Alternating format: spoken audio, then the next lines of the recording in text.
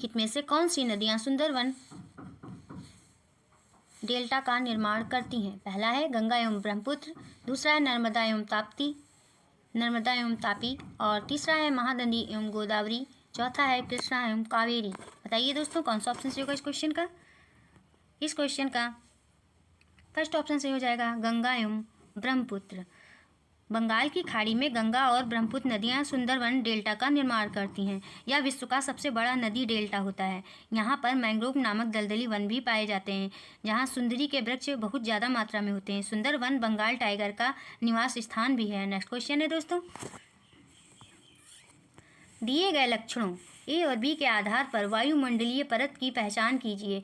ए है अंतरिक्ष में प्रवेश करने वाले उल्कापिंड इस परत में आने पर जल जाते हैं। बी है इस परत में बढ़ती ऊंचाई के साथ तापमान घटता है। बताइए दोस्तों कौन सा ऑप्शन सही होगा इस क्वेश्चन का? फर्स्ट ऑप्शन है शोभ मंडल, दूसरा है समताप मंडल, तीसरा है मध्य मंडल और चौथा है बाह्य मंडल। बताइए दोस्तों कौन सा ऑप्शन सही होगा इस क्वेश्चन का? थर्ड ऑप्शन सही हो जाएगा मध्य मंडल।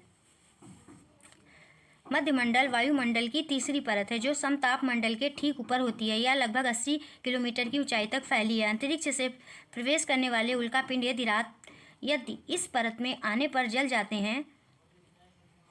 इस परत में ऊंचाई बढ़ने के साथ तापमान भी घटता रहता है। नेक्स्ट क्वेश्चन है दोस्तों,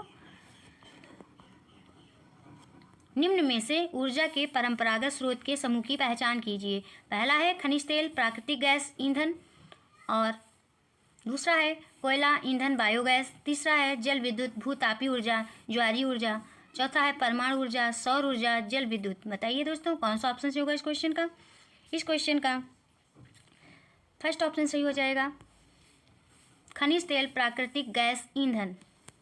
ऊर्जा के परंपरागत साधनों के अंतर्गत खनिज तेल, प्राकृतिक गैस, लकड़ी, उपले, कोयला, पेट्रोलियम, जल और ताप विद्युत को शामिल किया जाता है। सौर, पवन, ज्वारी, भूतापी, बायोगैस और परमाणु ऊर्जा गैर परंपरागत ऊर्जा के साधन हैं। नेक्स्ट क्वेश्चन है दोस्तों, प्राकृतिक संसाधनों के प्रकार का उनके वर्गीकरण के साथ मिलान करें दोस्तों। कौन सा ऑप्शन सही होगा इस क्वेश्चन का? मिलान है दोस्तों विकास एवं प्रयोग का स्तर। पहले से वास्तविक और संभाव्य से मिलान करेंगे दोस्तों। सारे ही विकल्प आमने सामने लिखे हुए हैं, सारे ही सही हैं। जैसे कि बी का उद्गम जैव और अजैव है, और सी का वितरण सर्वव्यापक और स्थानिक है, डी है भंडार नवीकरणीय और अनवीकरणीय से मिलान करेंगे। नेक्स्ट क्वेश्चन है दोस्तों, हड़प्पा सभ्यता के लोग क्या बनाते थे दोस्तों? ए है पत्थर की मोहरें, बी है पीले रंग की डिजाइन किए गए पात्र, सी है लोहे से बनी तख्तियाँ, और डी है सोने से बने बर्तन। बताइए दोस्तों कौन सा ऑप्शन सही होगा इस क्वेश्चन का? इस क्वेश्चन का सेकंड ऑप्शन सही हो जाएगा ए तथा डी। हड़प्पा सभ्यता के लोग पत्थर की मोहरें बनाते थे और जो आयताकार थीं, और इन मोहरों पे सामान्यतः जानवरों के चित्र पाए जाते थे। हड़प्पा काल में सोने और चांदी के बर्तन भी बनाए जाते थे। इसके अतिरिक्त तांबे और कांसे के औजार, हथियार, गहने और बर्तन भी बनाए जाते थे। नेक्स्ट क्वेश्चन है दोस्तों, नेक्स्ट क्वेश्चन है तेलंगाना राज्य पहले भारत के किस राज्य का हिस्सा था? किस राज्य का हिस्सा था दोस्तों? पहला ऑप्शन है मध्य प्रदेश का, दूसरा है कर्नाटक का, तीसरा है महाराष्ट्र का, चौथा है आंध्र प्रदेश का। बताइए दोस्तों कौन सा ऑप्शन सही होगा इस क्वेश्चन का? इस क्वेश्चन का फोर्थ ऑप्शन सही हो जाएगा दोस्तों आंध्र प्रदेश। तेलंगाना राज्य पहले आंध्र प्रदेश का हिस्सा था। भारत के 29वें राज्य के रूप में इसका गठन 2 जून 2014 को हुआ था। तेलंगाना की राजधानी हैदराबाद है। जम्मू कश्मीर राज्य को केंद्र शासित प्रदेश बनाए जाने के बाद वर्तमान में राज्यों की संख्या 28 है। नेक्स्ट क्वेश्चन है दोस्तों, दिए गए लक्षणों ए और बी के आधार पर महाद्वीप की पहचान करें। ए है यह विश्व का सबसे छोटा महाद्वीप है जो पूरी तरह से दक्षिणी गोलार्ध में स्थित है। बी है इसे द्वीपीय महाद्वीप भी कहा जाता है। बताइए दोस्तों कौन सा ऑप्शन सही होगा? पहला है अंटार्कटिका, दूसरा है ऑस्ट्रेलिया, तीसरा है दक्षिण अमेरिका, चौथा है अफ्रीका। बताइए दोस्तों कौन सा ऑप्शन सही होगा इस क्वेश्चन का? सेकंड ऑप्शन सही हो जाएगा ऑस्ट्रेलिया। ऑस्ट्रेलिया विश्व का सबसे छोटा महाद्वीप है जो पूरी तरह से दक्षिणी गोलार्ध में स्थित है। इसे द्वीपीय महाद्वीप भी कहा जाता है। यह चारों तरफ से महासागरों और समुद्रों से घिरा हुआ है। नेक्स्ट क्वेश्चन है दोस्तों, दोस्तों क्वेश्चन के सीरियल नंबर पे बिल्कुल मत ध्यान दीजिएगा, ये क्वेश्चन इंपॉर्टेंट है, इन पे ध्यान दीजिएगा। क्वेश्चन है, सौर मंडल में हम जैसे जैसे सूर्य से दूर जाते हैं, पहला ऑप्शन है ग्रहों द्वारा सूर्य के चारों ओर एक परिक्रमण करने की अवधि बढ़ती जाती है। दूसरा है ग्रहों द्वारा सूर्य के चारों ओर एक परिक्रमण करने की अवधि घटती जाती है। तीसरा है ग्रहों का आकार क्रमशः घटता जाता है। और चौथा है सूर्य के बहुत नज़दीक के ग्रह गैस और तरल पदार्थों से बने होते हैं और सूर्य से बहुत दूर स्थित ग्रह चट्टानों से बने होते हैं। बताइए दोस्तों कौन सा ऑप्शन सही होगा इस क्वेश्चन का। इस क्वेश्चन का फर्स्ट ऑप्शन सही हो जाएगा, ग्रहों द्वारा सूर्य के चारों ओर एक परिक्रमण करने की अवधि बढ़ती जाती है। सौर मंडल में हम जैसे जैसे सूर्य से दूर जाते हैं तो ग्रहों द्वारा सूर्य के चारों ओर एक परिक्रमण करने की अवधि बढ़ती जाती है। सौर मंडल में कुल 8 ग्रह हैं। बुध सूर्य का सबसे निकटतम ग्रह है जो सूर्य की परिक्रमा सबसे कम यानी 88 दिनों में पूरी करता है। वरुण सूर्य से सबसे दूर स्थित ग्रह है, ये सूर्य की परिक्रमा 165 वर्ष में पूरी करता है। नेक्स्ट क्वेश्चन है दोस्तों, कल्पना करें यदि पृथ्वी अपने कक्षीय समतल की ओर नहीं झुकी होती तो ए है प्रदीप्त वृत्त और देशांतर रेखाएं एक दूसरे से मिल जाती, बी है प्रदीप्त वृत्त और अक्षांशीय रेखाएं एक दूसरे से मिल जाती, सी है किसी क्षेत्र विशेष में कोई मौसमी परिवर्तन नहीं होता, डी है किसी क्षेत्र विशेष में ज़्यादा मौसमी परिवर्तन होता। सही विकल्प का चयन करें दोस्तों, कौन सा ऑप्शन सही होगा। इस क्वेश्चन का फर्स्ट ऑप्शन सही हो जाएगा,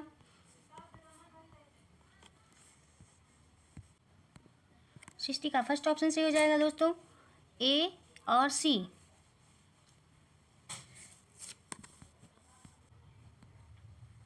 यदि पृथ्वी अपने कक्षीय समतल की ओर नहीं झुकी होती तो प्रदीप्त वृत्त और देशांतर रेखाएं एक दूसरे से मिल जाती और किसी क्षेत्र विशेष में कई मौसमी परिवर्तन नहीं होता। नेक्स्ट क्वेश्चन है दोस्तों, कोई मौसमी परिवर्तन नहीं होता। नेक्स्ट क्वेश्चन है, हिंदू उत्तराधिकार अधिनियम में लाए गए 2005 के संशोधन ने निम्नलिखित में से क्या मुहैया कराया। ये है, पहला है अल्पसंख्यक समुदायों का धार्मिक विद्यालय खोलने का अधिकार, दूसरा है महिलाओं का पारिवारिक संपत्ति में बराबर हिस्सेदारी का अधिकार, तीसरा हिंदू समुदाय का विवाह संबंधी विशिष्ट कानून का अधिकार और चौथा है पुरुषों का तलाक के बाद मुआवजा देने की जिम्मेदारी से सुरक्षा का अधिकार। बताइए दोस्तों इस क्वेश्चन का कौन सा ऑप्शन सही हो जाएगा। इस क्वेश्चन का सेकंड ऑप्शन सही हो जाएगा, महिलाओं का पारिवारिक संपत्ति में बराबर हिस्सेदारी का अधिकार। हिंदू उत्तराधिकार अधिनियम में लाए गए 2005 के संशोधन में महिलाओं का पारिवारिक संपत्ति में बराबर हिस्सेदारी का अधिकार है। नए कानून के अनुसार बेटों बेटियों और उनकी मां को जमीन में बराबर का हिस्सा मिलता है। नेक्स्ट क्वेश्चन है दोस्तों, भारतीय संविधान की व्याख्या का अंतिम अर्थ निर्णायक किसे माना जाता है। किसे माना जाता है दोस्तों, पहला है भारत का राष्ट्रपति, दूसरा है संसद, तीसरा है न्यायपालिका, चौथा है अटॉर्नी जनरल। बताइए दोस्तों कौन सा ऑप्शन सही होगा इस क्वेश्चन का। इस क्वेश्चन का थर्ड ऑप्शन सही हो जाएगा, न्यायपालिका।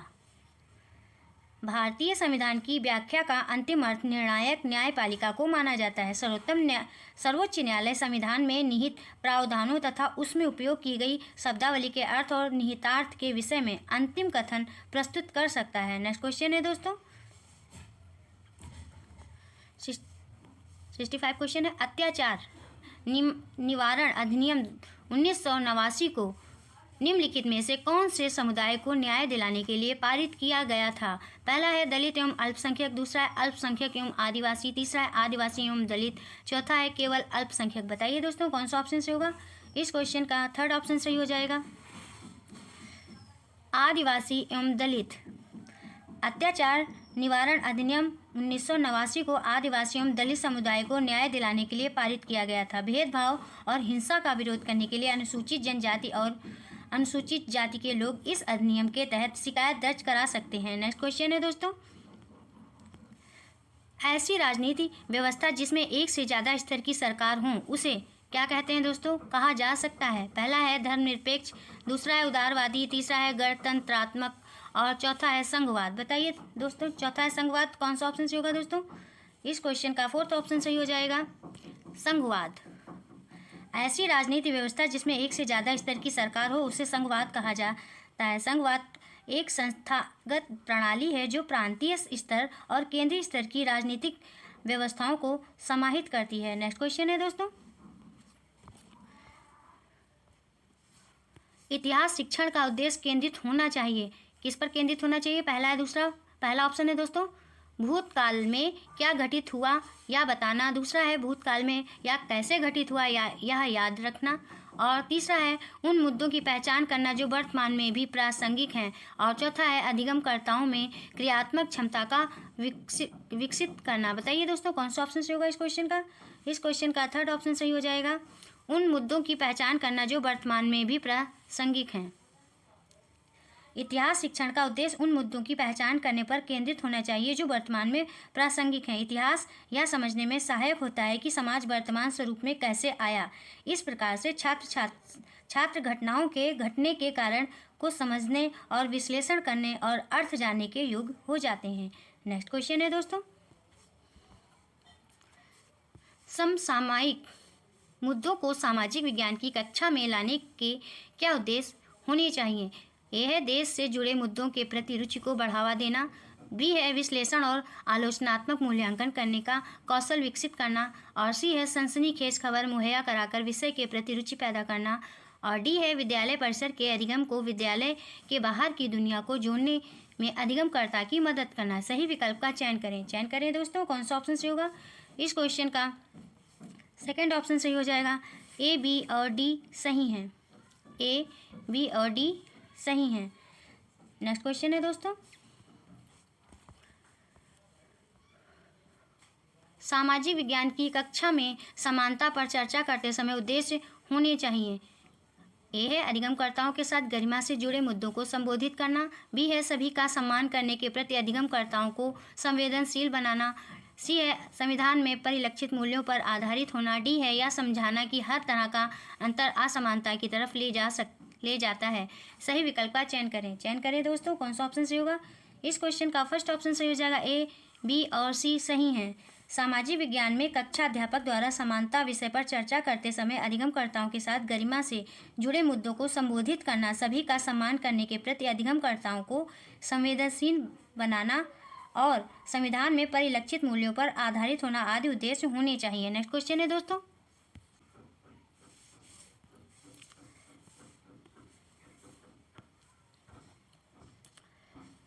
क्वेश्चन है सामाजिक विज्ञान में आकलन को बल देना चाहिए। पहला है उन अधिगमकर्ताओं की पहचान करना जो असफल हो रहे हैं। दूसरा अधिगमकर्ताओं की कक्षा में लेखन की क्षमता को जांचना। तीसरा है अधिगमकर्ताओं की सूचना को याद रखने का मापन करना। चौथा है अपने अधिगम को विभिन्न दैनिक परिस्थितियों से जोड़ने की अधिगमकर्ताओं की क्षमता का मूल्यांकन करना। बताइए दोस्तों कौन सा ऑप्शन सही होगा? इस क्वेश्चन का फोर्थ ऑप्शन सही हो जाएगा, अपने अधिगम को विभिन्न दैनिक परिस्थितियों से जोड़ने की अधिगमकर्ताओं की क्षमता का मूल्यांकन करना। नेक्स्ट क्वेश्चन है दोस्तों, नेक्स्ट क्वेश्चन है भूगोल शिक्षण को किन मुद्दों से जुड़े संदर्भ में परिप्रेक्ष्य का विकास करना चाहिए? ए है संसाधन और संरक्षण। बी है विकास और विस्थापन। सी है विविधता में एकता से जुड़ी चुनौतियाँ। डी है मानव विकास। सही विकल्प का चयन करें दोस्तों कौन सा ऑप्शन सही होगा इस क्वेश्चन का? इस क्वेश्चन का फोर्थ ऑप्शन सही हो जाएगा, ए, बी और डी। भूगोल शिक्षण को संसाधन और संरक्षण, विकास और विस्थापन और मानव विकास आदि के मुद्दों से जुड़े संदर्भ में परिप्रेक्ष्य का विकास करना चाहिए। नेक्स्ट क्वेश्चन है दोस्तों, एक सक्रिय सामाजिक विज्ञान की कक्षा अधिगमकर्ताओं को प्रेरित करती है। ए है चर्चाओं को न्यूनतम रखना। दूसरा है पाठ्य पुस्तक में गठन पर केंद्रित होना। और तीसरा है व्याख्यान को सुनना और साझा किए गए पर निर्भर रहना। और चौथा है चुनौतीपूर्ण प्रोजेक्ट में भागीदार बनना। बताइए दोस्तों कौन सा ऑप्शन सही होगा इस क्वेश्चन का? फोर्थ ऑप्शन सही हो जाएगा, चुनौतीपूर्ण प्रोजेक्ट में भागीदार बनना। एक सक्रिय सामाजिक विज्ञान की कक्षा अधिगमकर्ताओं को चुनौतीपूर्ण प्रोजेक्ट में भागीदार बनने के लिए प्रेरित करती है। प्रोजेक्ट कार्य एक प्रकार से सुनियोजित और सुनिश्चित अध्ययन है जिसमें विद्यार्थी किसी कार्य और समस्या पर विचार करते हैं। यह अध्ययन एकल और समूह में हो सकता है। नेक्स्ट क्वेश्चन है दोस्तों, सामाजिक और राजनीतिक जीवन की पाठ्य पुस्तकों में पहला है सामाजिक और राजनीतिक मुद्दों की परिभाषाएं और विवरण दिया गया है। बी है, संस्थाओं और प्रक्रियाओं को ऐसे चित्रित किया गया है जैसे कि वे उसी तरह कार्यान्वित हैं जैसा संविधान में उनकी कल्पना की गई है।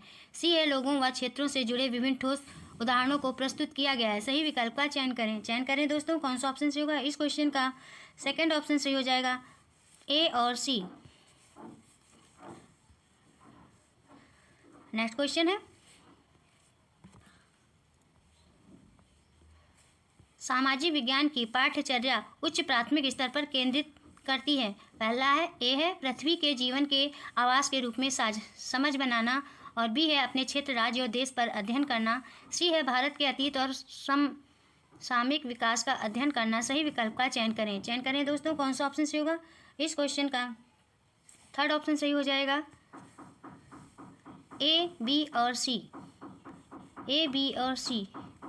उच्च प्राथमिक स्तर पर सामाजिक विज्ञान की पाठ्यचर्या पृथ्वी के जीवन के आवास के रूप में समझ बनाना, अपने क्षेत्र, राज्य और देश पर अध्ययन करना, भारत के अतीत और सामयिक विकास का अध्ययन करना आदि पर केंद्रित है। नेक्स्ट क्वेश्चन है दोस्तों, ग्लोब और प्रकाश स्रोत का इस्तेमाल करके एक शिक्षक निम्न में से किन अवधारणाओं को दर्शा सकता है। ए है, परिक्रमण, बी है, दिन रात, सी है, मौसमी परिवर्तन, डी है, वर्षा का वितरण। सही विकल्प का चयन करें दोस्तों, कौन सा ऑप्शन सही होगा। इस क्वेश्चन का फर्स्ट ऑप्शन सही हो जाएगा, ए, बी और सी। ग्लोब और प्रकाश स्रोत का इस्तेमाल करके सामाजिक विज्ञान का एक शिक्षक परिक्रमण और दिन रात और मौसमी परिवर्तन की अवधारणाओं को दर्शा सकता है। नेक्स्ट क्वेश्चन है, भूकंप पर चर्चा के दौरान व्यवहारिक कौशल अधिगमकर्ताओं में विकसित करने हेतु विकास को बल देना चाहिए। पहला है, भूकंप के प्रकार, दूसरा है, भूकंप के दौरान बरती जाने वाली सावधानियां, तीसरा है, हालिया भूकंपीय घटना पर चर्चा करना, चौथा है, भूकंप से जुड़ी गतिविधि का प्रदर्शन करना। बताइए दोस्तों, कौन सा ऑप्शन सही होगा इस क्वेश्चन का। इस क्वेश्चन का सेकंड ऑप्शन सही हो जाएगा दोस्तों, भूकंप के दौरान बरती जाने वाली सावधानियां। सामाजिक विज्ञान की कक्षा में भूकंप पर चर्चा के दौरान अधिगमकर्ताओं में व्यवहारिक कौशल विकसित करने के लिए शिक्षक को भूकंप के दौरान बरती जाने वाली सावधानियों पर बल देना चाहिए। नेक्स्ट क्वेश्चन है दोस्तों,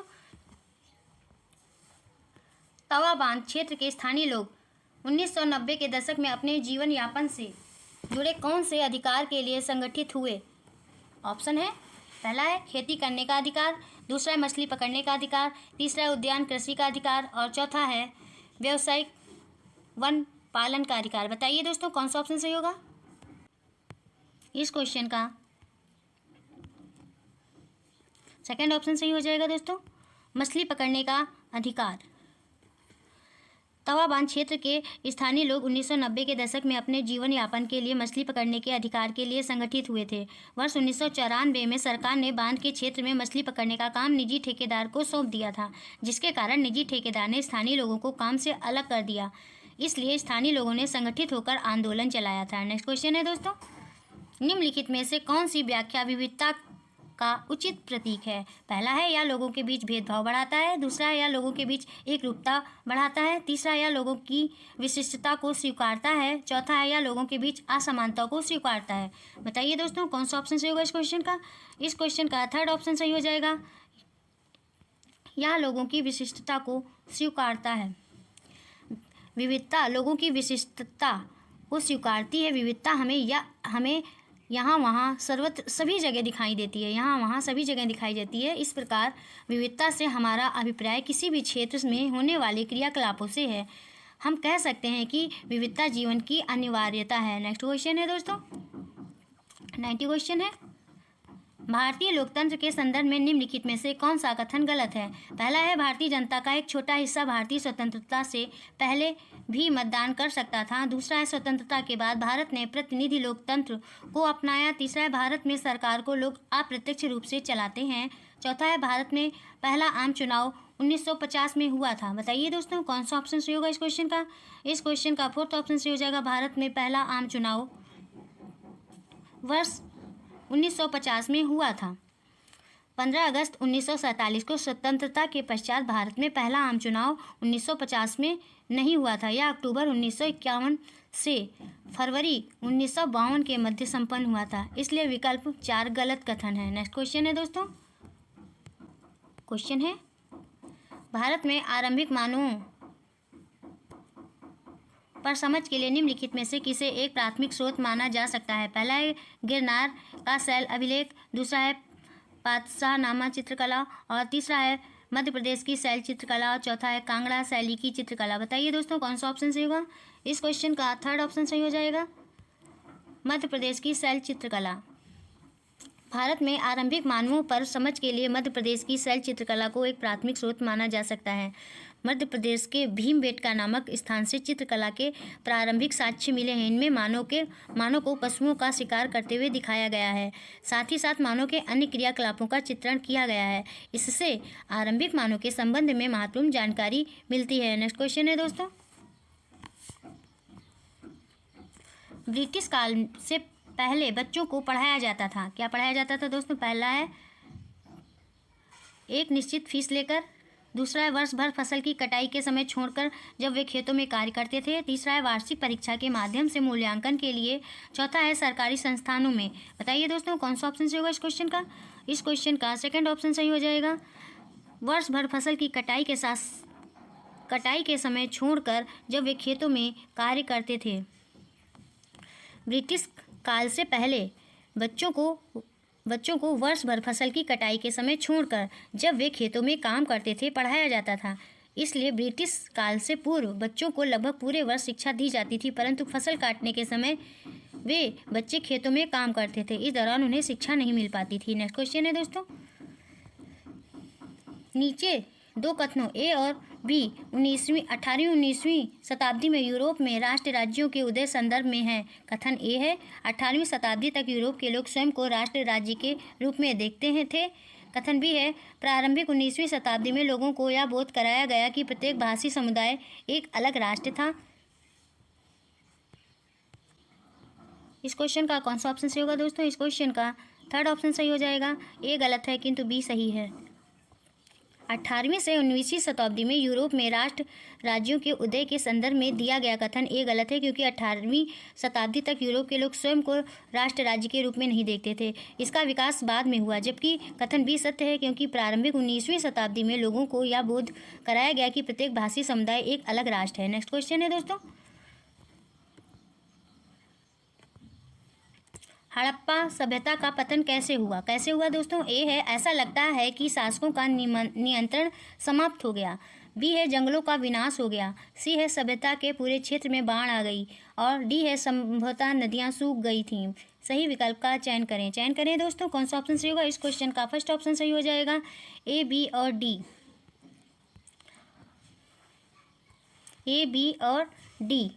हड़प्पा सभ्यता के पतन के अनेक कारण थे, जैसे कि जॉन मार्शल ने इसके पतन का कारण प्रशासनिक शिथिलता बताया, क्योंकि ऐसा लगता है कि यहाँ के शासकों का नियंत्रण समाप्त हो गया। जंगलों का विनाश और जलवायु परिवर्तन, नदियों का सूखना, आर्यों का आक्रमण, बाढ़ आदि सभ्यता के पूरे क्षेत्र में बाढ़ आने को इसके पतन का कारण नहीं माना जाता है, क्योंकि इतनी बड़ी सभ्यता में एक साथ बाढ़ नहीं आई होगी और ना ही इसके कोई साक्ष्य मिले हैं। नेक्स्ट क्वेश्चन है दोस्तों, महायान बौद्ध धर्म के अंतर्गत पहला है बुद्ध की प्रतिमाएं बनाई जाने लगी, दूसरा है बोधिसत्वों को नहीं स्वीकारा गया क्योंकि उन्हें अभी भी ज्ञान प्राप्ति करना बाकी था, तीसरा है मूर्ति कला के केंद्रों के रूप में मथुरा एवं तक्षशिला का पतन हुआ, और चौथा है मूर्तियों में बुद्ध की उपस्थिति केवल कुछ संकेतों के माध्यम से दर्शाई जाती थी। बताइए दोस्तों इस क्वेश्चन का कौन सा ऑप्शन सही होगा? इस क्वेश्चन का फर्स्ट ऑप्शन सही हो जाएगा, बुद्ध की प्रतिमाएं बनाई जाने लगी। महायान बौद्ध धर्म के अंतर्गत बुद्ध की प्रतिमाएं बनाई जाने लगी, उन्हें एक देवता मानकर उनकी पूजा की जाने लगी, जबकि हीनयान बुद्ध को एक महापुरुष मानते थे, ना कि देवता। नेक्स्ट क्वेश्चन है दोस्तों, भारत के किस क्षेत्र को छोटा तिब्बत कहा गया? किस क्षेत्र को कहा गया दोस्तों? पहला है अरुणाचल प्रदेश, दूसरा है सिक्किम, तीसरा है हिमाचल प्रदेश और चौथा है लद्दाख। बताइए दोस्तों इस क्वेश्चन का कौन सा ऑप्शन सही होगा? इस क्वेश्चन का फोर्थ ऑप्शन सही हो जाएगा, लद्दाख। भारत के लद्दाख क्षेत्र को छोटा तिब्बत कहा जाता है। यह जम्मू कश्मीर राज्य का एक भाग था। वर्तमान में यह एक केंद्र शासित प्रदेश बना दिया गया है। नेक्स्ट क्वेश्चन है दोस्तों, भारत में अपील प्रणाली या पौनर्वादिक प्रणाली किसे कहते हैं? पहला है न्यायालय के आदेश के खिलाफ संसद में अपील का प्रावधान। दूसरा है राज्य कार्यपालिका प्रमुख का सर्वोच्च अपील प्राधिकारी के रूप में कार्यरत होने का प्रावधान। तीसरा है निचले न्यायालय के आदेश के खिलाफ उच्च न्यायालय में अपील का प्रावधान। और चौथा है न्यायिक सेवा में आवेदन का प्रावधान। बताइए दोस्तों कौन सा ऑप्शन सही होगा। इस क्वेश्चन का थर्ड ऑप्शन सही हो जाएगा, निचले न्यायालय के आदेश के खिलाफ उच्च न्यायालय में अपील का प्रावधान। भारत में अपील प्रणाली या पौनर्वादिक प्रणाली उसे कहा गया जिसके तहत निचले न्यायालय के आदेश के खिलाफ उच्च न्यायालय में अपील का प्रावधान था। अर्थात किसी निचली अदालत के निर्णय के विरुद्ध ऊपरी अदालत में अपील करने को ही अपील प्रणाली कहा गया, जैसे कि उच्च न्यायालय के निर्णय के विरुद्ध सर्वोच्च न्यायालय में अपील करना। नेक्स्ट क्वेश्चन है दोस्तों, निम्नलिखित में से कौन सा प्रायद्वीपीय पठार का लक्षण नहीं है। पहला है इसके उत्तर पश्चिम में अरावली श्रृंखला स्थित है। दूसरा है यहाँ कोयला एवं लौह अयस्क जैसे खनिजों की प्रचुरता है। तीसरा है इस पठार पर पश्चिम की ओर बहने वाली महानदी और कृष्णा नदियाँ मौजूद हैं। चौथा है यह उत्तरी मैदानों के दक्षिण में स्थित है। बताइए दोस्तों इस क्वेश्चन का कौन सा ऑप्शन सही हो जाएगा। इस क्वेश्चन का थर्ड ऑप्शन सही हो जाएगा, इस पठार पर पश्चिम की ओर बहने वाली महानदी और कृष्णा नदियाँ मौजूद हैं। प्रायद्वीपीय पठार के उत्तर पश्चिम में अरावली श्रृंखला स्थित है।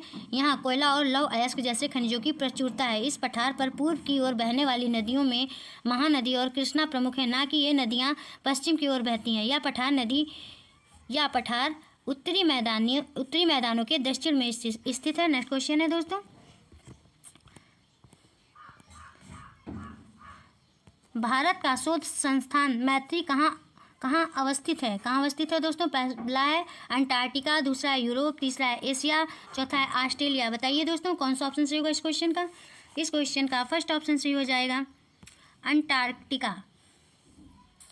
भारत का शोध संस्थान मैत्री अंटार्कटिका में अवस्थित है। यह भारत का दूसरा स्थायी अनुसंधान केंद्र है। इसका निर्माण वर्ष 1989 में किया गया था। भारत का अंटार्कटिका में पहला शोध संस्थान दक्षिण गंगोत्री था, जो अब बंद कर दिया गया है। नेक्स्ट क्वेश्चन है दोस्तों, सामाजिक विज्ञान में आकलन का मुख्य उद्देश्य है। पहला है शिक्षार्थियों को वर्गीकृत करना एवं चिन्हित करना। दूसरा है शिक्षार्थियों के बीच सामाजिक विभेदों को दर्शाना। तीसरा है शिक्षार्थियों को प्रतिपुष्टि देना तथा मानक स्थापित करना जिनको पाने के लिए वे प्रयासरत हैं।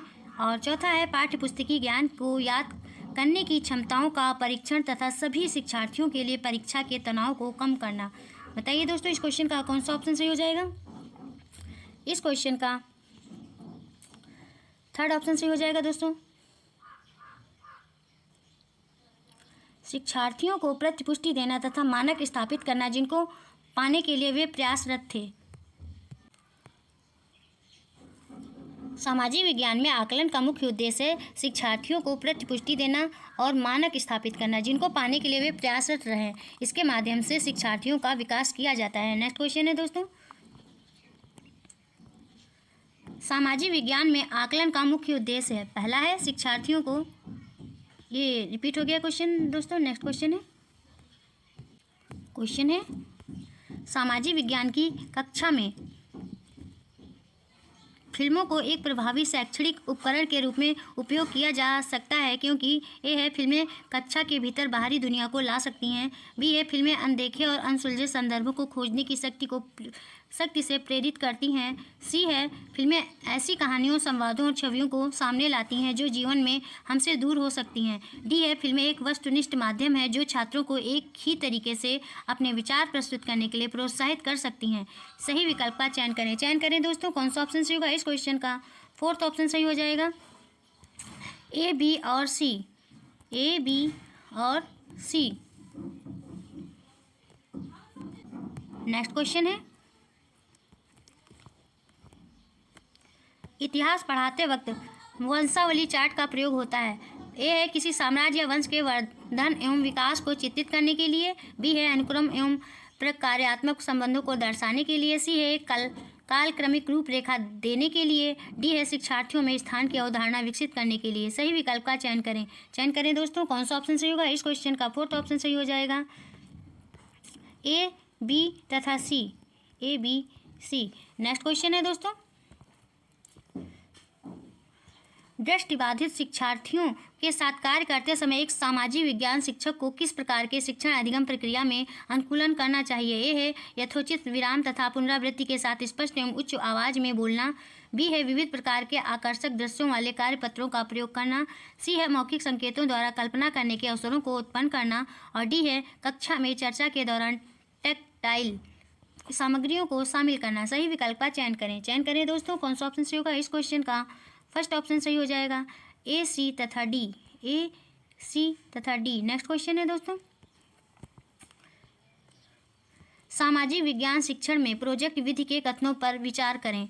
ए है या उपयोगितावादी दृष्टिकोण से प्रेरित है। बी है या शिक्षार्थियों को खोजी बना देती है। सी है या पूर्ण रूपेण एक शिक्षक केंद्रित विधि है। डी है या स्वनिर्देशित क्रियाकलापों द्वारा अधिगम को मानती है। सही विकल्प का चयन करें दोस्तों। कौन सा ऑप्शन सही होगा इस क्वेश्चन का? सेकंड ऑप्शन सही हो जाएगा, ए बी एवं डी। ए बी एवं डी। सामाजिक विज्ञान शिक्षण में प्रोजेक्ट विधि एक उपयोगितावादी दृष्टिकोण से प्रेरित होती है। यह विधि शिक्षार्थियों को खोजी बना देती है या स्वनिर्देशित क्रियाकलापों द्वारा अधिगम को मानती है। नेक्स्ट क्वेश्चन है दोस्तों, और यह पूर्ण रूपेण एक शिक्षक केंद्रित विधि नहीं है। नेक्स्ट क्वेश्चन है दोस्तों, प्रदूषण रहित हवा का अधिकार भारत में किस मौलिक अधिकार के भाग के रूप में स्वीकारा गया है? इस क्वेश्चन का कौन सा ऑप्शन सही होगा दोस्तों? पहला है जीवन, दूसरा है न्याय, तीसरा है आज़ादी, चौथा है समानता। इस क्वेश्चन का फर्स्ट ऑप्शन सही हो जाएगा दोस्तों, जीवन। प्रदूषण रहित हवा का अधिकार भारत में जीवन के मौलिक अधिकार के भाग के रूप में स्वीकारा गया। यह संविधान के अनुच्छेद 21 के तहत शामिल है, जो प्राण एवं दैहिक स्वतंत्रता का वर्णन करता है। नेक्स्ट क्वेश्चन है दोस्तों, भारत का वर्णन करने के लिए विविधता में एकता मुहावरे का निर्माण किसने किया था? दोस्तों? पहला है बी आर अम्बेडकर, दूसरा है एम के गांधी, तीसरा है राजेंद्र प्रसाद, चौथा है जवाहरलाल नेहरू। इस क्वेश्चन का कौन सा ऑप्शन सही होगा दोस्तों? फोर्थ ऑप्शन सही हो जाएगा, जवाहरलाल नेहरू। भारत का वर्णन करने के लिए विविधता में एकता मुहावरे का निर्माण जवाहरलाल नेहरू ने किया था। उन्होंने अपने भाषणों एवं संबोधनों में इसका जिक्र किया था। नेक्स्ट क्वेश्चन है दोस्तों, वर्ष 2006 में नेपाल में सरकार का रूप राजतंत्र से बदलकर डैश में क्या फील करेंगे दोस्तों? हो गया। पहला है तानाशाही, दूसरा है लोकतंत्र, तीसरा है अल्पतंत्र और चौथा है एकतंत्र। इस क्वेश्चन का कौन सा ऑप्शन सही होगा दोस्तों? सेकंड ऑप्शन सही हो जाएगा, लोकतंत्र। वर्ष 2006 में नेपाल में सरकार का रूप राजतंत्र से बदलकर लोकतंत्र हो गया, अर्थात अब वहां चुनाव के माध्यम से शासन एवं सरकार का प्रमुख चुनाव हो सकेगा। और वर्ष 2006 में वहां राजा के शासन प्रमुख होने का अधिकार समाप्त हो गया। नए संविधान के तहत राष्ट्रपति और प्रधानमंत्री का चुनाव होने लगा है। नेक्स्ट क्वेश्चन है दोस्तों, वर्ष 1997 में भारतीय उच्चतम न्यायालय ने विशाखा निर्देश की रचना महिलाओं को डैश में क्या फील करेंगे दोस्तों? यौन उत्पीड़न से बचाने के लिए की। पहला है कार्यस्थलों पर, दूसरा है वैवाहिक संबंधों में, तीसरा है सड़कों पर, चौथा है गाड़ियों में। बताइए दोस्तों कौन सा ऑप्शन सही होगा इस क्वेश्चन का? इस क्वेश्चन का फर्स्ट ऑप्शन सही हो जाएगा, कार्यस्थलों पर।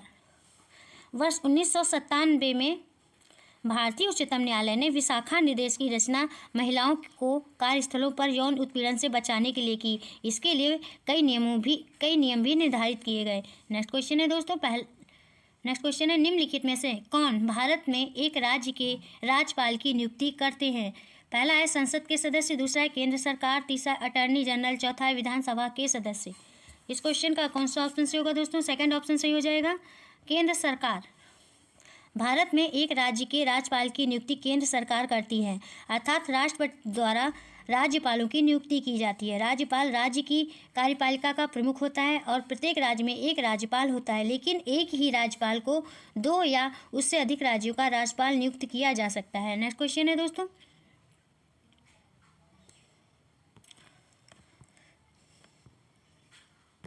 निम्नलिखित में से कौन ग्रामीण प्रशासनिक अधिकारी नहीं है?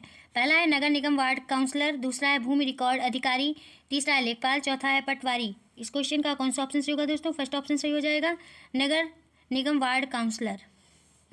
नगर निगम वार्ड काउंसलर ग्रामीण प्रशासनिक अधिकारी नहीं है, यह नगरों में होता है, जबकि भूमि रिकॉर्ड अधिकारी लेखपाल या पटवारी ग्रामीण प्रशासनिक अधिकारी होते हैं। लेखपाल राजस्व विभाग का और सबसे निम्न कर्मचारी होता है। नेक्स्ट क्वेश्चन है दोस्तों, भारतीय उच्चतम न्यायालय द्वारा दिए गए DK वस्तु निर्देश क्या हैं? पहला है बच्चों के हानिकारक रोजगारों से बचाव के लिए निर्देश। दूसरा है घरेलू हिंसा से महिलाओं के बचाव के लिए निर्देश। तीसरा है गिरफ्तारी, नज़रबंदी और पूछताछ के दौरान पुलिस द्वारा पालन की जाने वाली प्रक्रियाओं से जुड़े निर्देश। चौथा है कार्यस्थल पर यौन उत्पीड़न की रोकथाम के लिए निर्देश। इस क्वेश्चन का कौन सा ऑप्शन सही होगा दोस्तों? थर्ड ऑप्शन सही हो जाएगा। गिरफ्तारी, नज़रबंदी और पूछताछ के दौरान पुलिस द्वारा पालन की जाने वाली प्रक्रियाओं से जुड़े निर्देश। भारतीय उच्चतम न्यायालय द्वारा दिए गए DK वस्तु निर्देश गिरफ्तारी, नज़रबंदी और पूछताछ के दौरान पुलिस द्वारा पालन की जाने वाली प्रक्रियाओं से जुड़े निर्देश हैं। इसके तहत पुलिस के कुछ कर्तव्य और अधिकारों का उल्लेख किया गया है, जिसके अंतर्गत रहते हुए वे किसी गिरफ्तार एवं नज़रबंद व्यक्ति से पूछताछ कर सकते हैं। नेक्स्ट क्वेश्चन है दोस्तों, वन अधिकार कानून 2006 अपने शीर्षक में कौन सी श्रेणी के अधिकारों को स्वीकारता है? पहला है अनुसूचित जातियां, दूसरा है आर्थिक रूप से पिछड़े वर्ग, तीसरा है अति पिछड़ी जातियां, चौथा है अनुसूचित जातियां। बताइए दोस्तों कौन सा ऑप्शन सही होगा इस क्वेश्चन का? इस क्वेश्चन का फोर्थ ऑप्शन सही हो जाएगा, अनुसूचित जनजातियां। वन अधिकार कानून 2006 अपने शीर्षक में अनुसूचित जनजातियों की श्रेणी के अधिकारों को स्वीकारता है, अर्थात इसके द्वारा ST वर्ग के लोगों को कुछ वन